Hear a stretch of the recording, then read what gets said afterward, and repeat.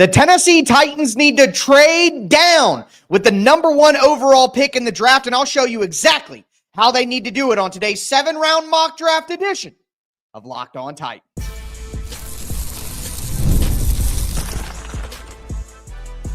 You are Locked On Titans, your daily Tennessee Titans podcast, part of the Locked On Podcast Network, your team every day. Welcome to the Locked On Titans podcast. I am your host, Tyler Rowland. Titans fans, today's 7-round mock draft is brought to you by PrizePicks. Go to prizepicks.com/LockedOnNFL. Use the code LockedOnNFL to win $50 instantly when you play $5. On today's show, it is day 4 of off-season roadmap week. We've gone through the roster decisions. We've done a mock free agency. And today, we cap it off with a 7-round mock draft. I'm going to show you exactly what the Tennessee Titans need to do in the NFL draft, including not only 1 trade down, but 2 trades down to collect extra picks and stack this roster. Not only do I get a lot of good players in this year's draft, but set the Titans up for an even better 2026. Now, before I dive into it, I do want to thank you for making Locked On Titans your first listen each and every day. Remember, Monday through Friday, Tennessee Titans content all year round, always for free. You're not going to beat that anywhere else. Make sure that you get subscribed, stay subscribed. It's your team every day here on the Locked On Titans podcast. Speaking of every day, shout out to my everydayers out there tuning in Monday through Friday. Couldn't do it without you guys. If you aren't an everydayer, then you need to be one because there's a ton of stuff happening all season long, and you're not going to want to miss any of the reaction to it. But with that being said, let's dive into this 7-round mock draft to cap off off-season roadmap week. We start with the number 1 overall pick, obviously. But as I have said throughout this process, the Tennessee Titans need to trade down. Again, I know that there are going to be some of you out there who say the Titans need to draft a quarterback. You got to get a quarterback. At the end of the day, I am not confident enough in these quarterbacks to take them with the number 1 overall pick and forego the opportunity to trade down here. Not only would I not pass up the opportunity to trade down by taking a quarterback, I wouldn't pass up the opportunity to take Abdul Carter number 1 if that's what the Titans absolutely have to do. But again, this is my ideal mock draft for the Tennessee Titans, and that includes a trade down at number 1 overall. So here is the trade. The Tennessee Titans trade pick number 1 and a 4th-round pick number 119, and they get pick number 3 from the New York Giants, a 1st-round pick in 2026, and then pick number 65 in the 3rd round. Now, if you look at what my preferred trade value chart is, which is the Fitzgerald-Spielberger, I think that's a more modern trade value chart. The Tennessee Titans did gain about 994 points here, which you could look at that and say, oh, well, that's too many points. They would never accept that trade. But what I would tell you is that if you look at the Carolina Panthers trade with the Chicago Bears for the number 1 overall pick, according to the Spielberger-Fitzgerald chart, they lost about 4,447 points in that trade. So the Tennessee Titans winning by 1,000 points is nowhere near compared to winning by 4,500 points. So I think this is a completely fair trade. The Titans move back 2 spots in the draft. They get a 1st-round pick next year, and they get an additional 3rd-round pick this year as well. So you get a top 100 pick, you move down only 2 spots, and you get a 1st-round pick in next year's draft. Love that trade for the Tennessee Titans. The New York Giants came up, and they picked Shedeur Sanders number 1 overall, and then the Cleveland Browns at number 2 took Cam Ward number 2 overall, and that left the Tennessee Titans at number 3. And, of course, you know, I take Abdul Carter, the edge rusher, out of Penn State. Now, of course, you could have looked at Travis Hunter, Tetaroa McMillan, the wide receiver out of Arizona, Mason Graham, the interior defensive lineman out of Michigan, James Pierce, Luther Burden. Like, there are a ton of other options available for the Titans here, but none of them, in my opinion, are close to the high-end upside and immediate production that you're going to get from Abdul Carter. The Tennessee Titans desperately need edge rush help. And I know they desperately need quarterback help as well. But as I've told you, I find these quarterbacks too risky. I don't think that these quarterbacks are worthy of the number 1 overall pick in the NFL draft. So now, not only do I get my number 1 player in the NFL draft and the player that I think is the best possible player on the board, but I do it while getting a first-round pick next year and an additional top 100 pick this year. To be able to get the best player in the draft while also getting a number 1 pick next year and an additional top 100 pick in this year's draft, I don't know how you could come up with a more fantastic scenario than that. That is as good as it possibly gets. The best player in the draft and a first-round pick next year. It's just so incredible. Now, I'll tell you the honest truth. In real life, again, you guys who want quarterback, you're like, oh, you got to take a quarterback. Well, the problem with this is in real life, I don't think the Browns are going to take a quarterback. Do you guys all think do you guys that want the Titans to take a quarterback, do you think that the Browns would be morons to pass on quarterback? Because everyone from Cleveland thinks that they're going to pass on a quarterback too, because they want Abdul Carter. If the Titans go quarterback stupidly, then the Browns are going to be like, thank you. We'll take Abdul Carter, the best player in the draft. We need a quarterback, but who cares? We're not going to pass up on Abdul Carter. So for the Titans to be able to trade back, get a first-round pick next year, and still get Abdul Carter, it's hard to beat that outcome, which is what makes it the ideal mock draft, in my opinion. This is the ideal scenario for the Titans. And look, I'm going to reiterate this again.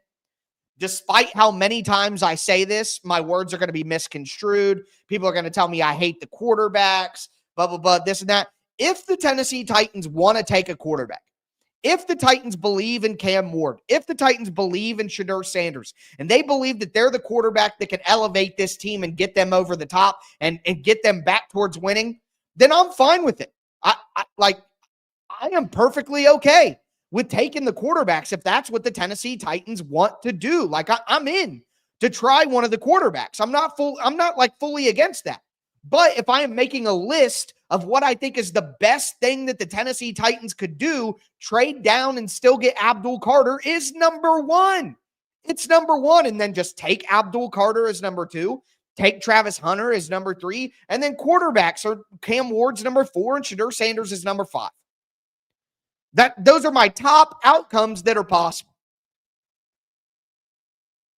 So, look, I'm not fully against the quarterbacks, but you ask me what the best thing the Titans can do is, the Titans trade down, get a first-round pick next year, get an extra top 100 pick this year, and get the best player in the entire NFL draft, and it's Abdul Carter. So that's what I would start my ideal mock draft with, but I'm going to make another trade down in the second round based on the situation that it was presented to me as well. Before we continue, I do want to let you guys know that today's episode is brought to you by FanDuel Sportsbook. Super Bowl 59 is here. 1 game, 2 teams, endless possibilities. And there's no better way to make every play more exciting than with FanDuel Sportsbook, whether it's predicting the first touchdown, calling the MVP, or betting on the coin toss. FanDuel makes getting in on the action easier. With live betting all game long, you can adjust your bets as the game unfolds. They have a live betting feature that lets you stay involved no matter what happens on the field. Plus, you could place a $5 bet and potentially win $200 in bonus bets for the Super Bowl. Download the FanDuel app or just head to FanDuel.com to get started. Bet just $5. And if you win, you'll score $200 in bonus bets.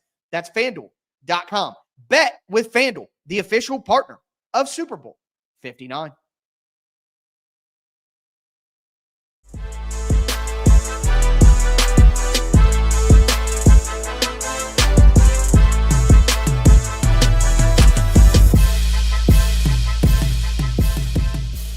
Titans fans, let's continue today's edition of the Locked On Titans podcast. It is our 7-round mock draft on today's show. Again, it's day 4 of off-season roadmap week. On day 1, I did all the Titans in-house free agents. Should they stay? Should they go? Then day 2, I did trade packages. I did cap cuts. I did looking at the salary cap situation for the Titans as a whole. And then on yesterday's show, I did an entire mock free agency. So today is day 4.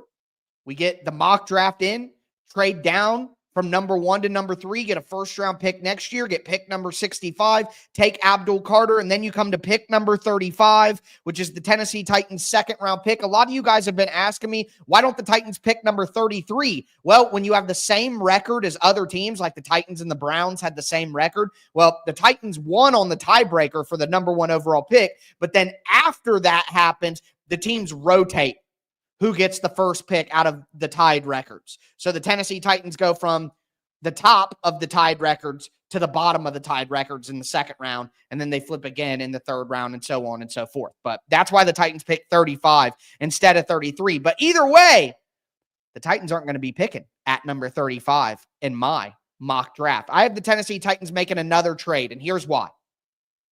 The Las Vegas Raiders, in this mock draft, the Giants take Shedeur Sanders, the Browns take Cam Ward. That means that the Las Vegas Raiders desperately need a quarterback. Maybe they bring in Russell Wilson or something like that with Pete Carroll. Maybe they bring in a veteran bridge quarterback.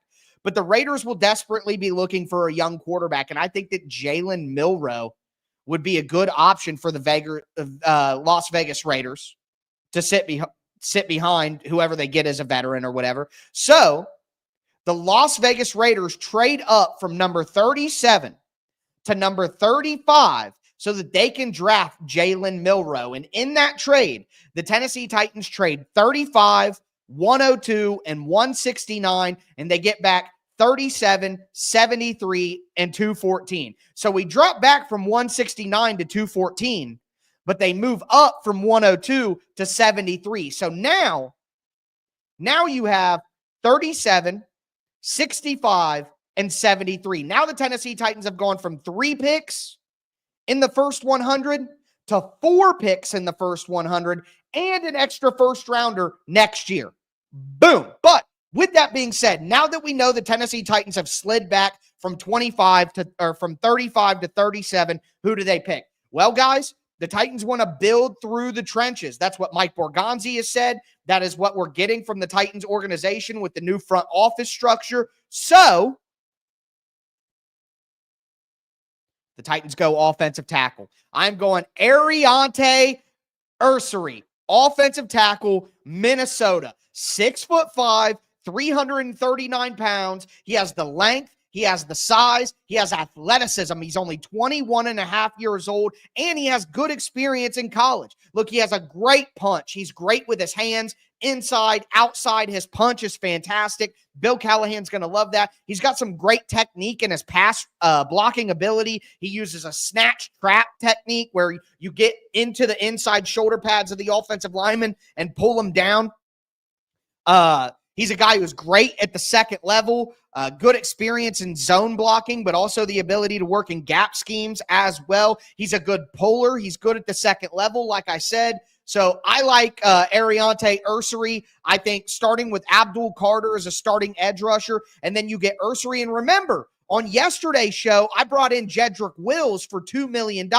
So now Ursary and Jedrick Wills will compete for the right tackle position. And I think having a veteran and I think having a young guy to build up and develop, that is, the Titans must attack the offensive line this year aggressively and make sure they have option after option after option. So getting Ariante Ursary to pair with Jedrick Wills and having those two compete, whether Ariante Ursary is ready to play right away or not, you have a good solution. So Abdul Carter, Ariante Ursary, 2 trade downs, 4 top 100 picks, a first next year. We move forward. I could have taken Jahad Campbell, the linebacker out of Alabama, or Cam Williams, the young tackle out of Texas, Wyatt Millam as well, but Millam has 32-inch arms. The Titans want length. So I like Ariante Ursary, young, athletic, good skills, good traits, still improving. Love that pick. I love the pairing of Abdul Carter and Ariante Ursary. I love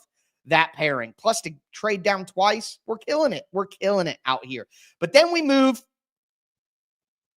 to the Titans' first third-round pick. Remember, we got pick number 65 from the Giants when we traded down at number 1 overall. All right, we got pick number 73 from the Raiders when we traded down from 35 to 37. So we added 2 extra third-round picks here. And at number 65, I went safety, Nick Amanwari. All right, out of South Carolina.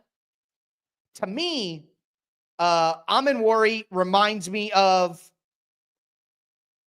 and the way that he would be used, he's not on the level of this player, but I think this is how he could be used, is Kyle Hamilton. I think there's some Derwin James to Nick Amanwari's game. He's 6'2", over 200 pounds, hits like an absolute truck, but he's a ball hawk. Hear me out on this. The Tennessee Titans need more playmakers, guys who make big plays, guys who make an impact on the game, guys who can change the tenor of a game. And Nick Amanwari at safety is absolutely someone who can do that. He's had multiple pick sixes. He's always around the ball. Is he the best deep zone coverage guy? Does he have elite, backpedal downfield speed? No. But again, you have a guy in Denard Wilson at defensive coordinator who has worked with Kyle Hamilton before, who has worked with Jamal Adams before. I think Nick Amanwari could be a guy who can play that Kyle Hamilton, Derwin James, Jamal Adams role, where they can play in the slot and they can blitz and they can play at linebacker depth. Or they can be a box safety who comes down in the hill and blows people up, read the quarterback's eyes, jump on the ball, make plays. And when he gets the ball in his hands, he's an absolute demon. So I know that safety may not be a premium position, but I talked about it recently. Quandre Diggs is an older player. All right. Amani Hooker is on the last year of his contract with the Tennessee Titans. They need to find some good safety play. And Daniel Jeremiah has Amanwari ranked as his 21st highest player in the draft. I cannot pass up taking Nick Amanwari at pick number 65. What a game changer and what a fantastic pick if he were to be available there. Then we move to pick number 73 for the Tennessee Titans, and I get really, really excited with this one. So pick number 73, I had to attack wide receiver. The Titans still need wide receiver, although I brought back NWI and Tyler Boyd, and I signed Olamide Zaccheaus. Tennessee Titans still need a wide receiver, and I think they need speed. And look, I would love a big wide receiver. Think about a guy like Trey Harris. Would make sense, and he was available right here. But the reality is, I think there were better players on the board who are faster, smaller wide receivers. And you guys know, if you've been listening to my draft coverage for quite a few years, I do not like small, skinny wide receivers. I don't like Devontae Smith. Great. He is the ultimate outlier. But all of these small, skinny wide receivers always end up hurt, or they can't play against the physicality in the NFL. Think about Troy Franklin. Think about Tank Dell. Think about Josh Downs. These guys are always hurt. They're good players because of their speed out on the field, but they're always hurt. But we're in the end of the third round here. And at the end of the day, I want to get game-changing playmakers. And there may not be a big physical X receiver that the Tennessee Titans need available right now with the talent that we have. But there is a small, incredibly dynamic, speed wide receiver who I think could change the game for the Tennessee Titans. And Mike Borgonzi came from Kansas City, where they used a ton of wide receivers exactly like this. With pick number 73, I'm taking Isaiah Bond from Texas. I am fired up about this pick. 5'10", 180 pounds. I get it. But that's a lot bigger than 5'9", 156 pounds Tez Johnson. So give me Isaiah Bond. Incredible speed. He reminds me of a Zay Flowers. The Tennessee Titans were reportedly interested in Zay Flowers, and Rand Carthon wanted to take Zay Flowers in the first round over Peter Skoronski. Well, now the Tennessee Titans can make up for that mistake and get Isaiah Bond to play in the spot, to take the top off the defense with speed, potentially be a returner for the Tennessee Titans as well. He can be used as a gadget player. He can be used as a speed demon. Get the ball in Isaiah Bond's hands and let him make plays for the Tennessee Titans. It's been far too long since the Tennessee Titans had a playmaker in that ilk. We're seeing more guys that size make impacts around the NFL with the way the game is changing. It's not something that I am incredibly over the top about with wide receivers this small, But at this stage in the game, you absolutely have to take Isaiah Bond here. So I am in love with my top 4 picks: Abdul Carter, Ariante Ursary, Nick Amanwari, and Isaiah Bond. We get a first-round pick in 2026, and now we move to day 3 and look to add some depth.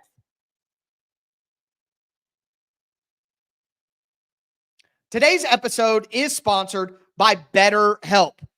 What do you want your 2025 story to be? Every January brings a new chapter, 365 blank pages waiting for you to fill. If that's part of your life, or if there is a part of your life that you want to rewrite, or a plot twist that you've been craving, then right now is the time to check out Betterhelp, because life isn't about fleeting resolutions. It's about taking control and becoming the author of your own story. Think about therapy as you're your own personal editor, and you're helping to craft the life you deserve. It doesn't mean that you're going through something, but sometimes it's just about wanting to be the best version of yourself, which is exactly why I've worked with BetterHelp before, and it was a fantastic experience. Write your story with BetterHelp. Visit BetterHelp.com/lockedon today to get 10% off your first month. That's BetterHelp, HELP.com/lockedon.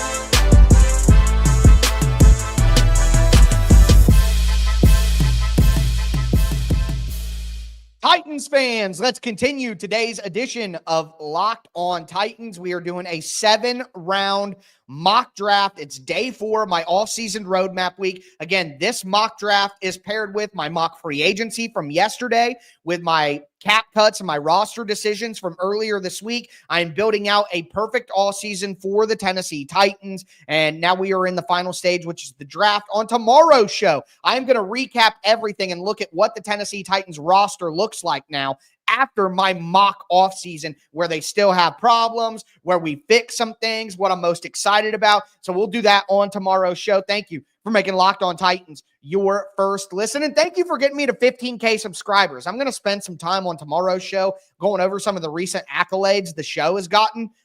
Very excited about some of the stuff that's popped up, but we'll get to that tomorrow. Let's continue today's mock draft. So we got Abdul Carter, Ariante Ursary, Nick Amanwari, Isaiah Bond. We moved to day 3, and my first pick number 141 at the 5th round, is Shamar Turner, defensive lineman out of Texas A&M. 6'3", 289 pounds, 22 years old. He was a former 5-star recruit, which that'll be a pattern here in the back half of the draft in day 3. I'm taking a chance on high upside players from big-time programs. That's generally my goal here. Now, I got a few exceptions here and there, but that's generally what I'm looking to do. And Shamar Turner is a guy who has great explosiveness, really good athlete. He's got some good pass rush moves as well. He plays with good motor. Here's the thing.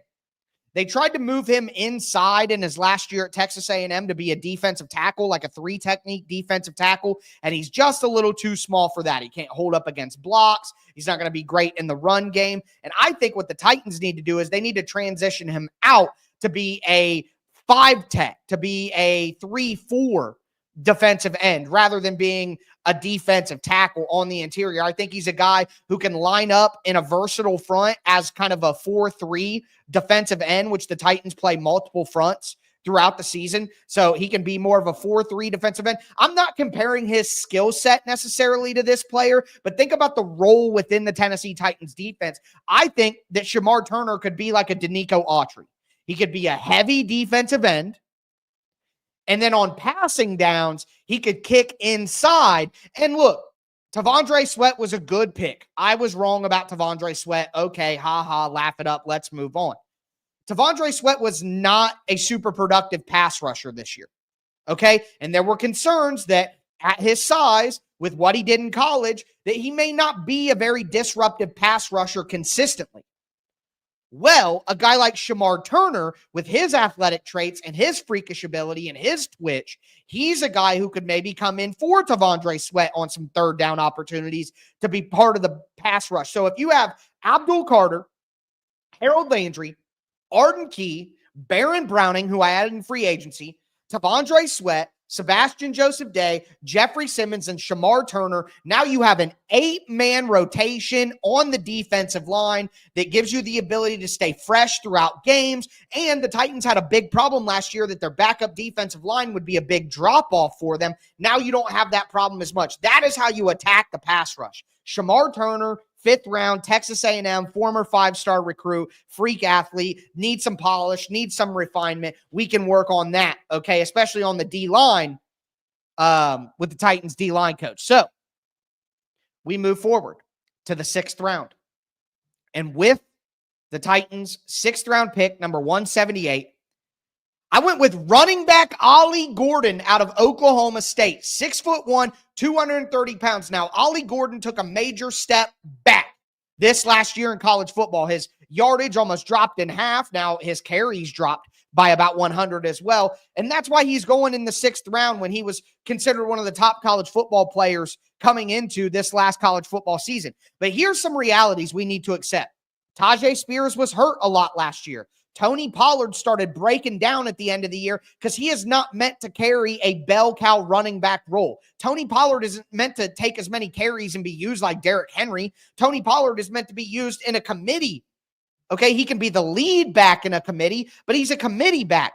Tajay Spears and Tony Pollard are both smaller running backs who maybe aren't power backs. So you go get Ollie Gordon, who is a power back, who runs with physicality, violence, and finish. Maybe he doesn't have the long home run speed that you would want. Maybe he's not boom, super feisty and back and forth jukey. You know what I mean? Doesn't have the incredible agility that you would want in the bounce back and forth, but he's going to run downhill. He's going to run with physicality. He would be great as a goal line back. He would be great as a short yardage back, much better than Tony Pollard and Tajay Spears are. Also, Ollie Gordon is a pretty solid pass blocker. He's also a very functional pass catcher out of the backfield. He caught like 30 passes this year in college football, so it's not like he's a guy who can't do that. So versatile skill set. His physicality and downhill running ability pairs perfectly with Spears and Tony Pollard, and he can take the weight off those guys when those guys deal with injury so we don't have to run them into the ground. I think in the 6th round, that would be a fantastic pickup.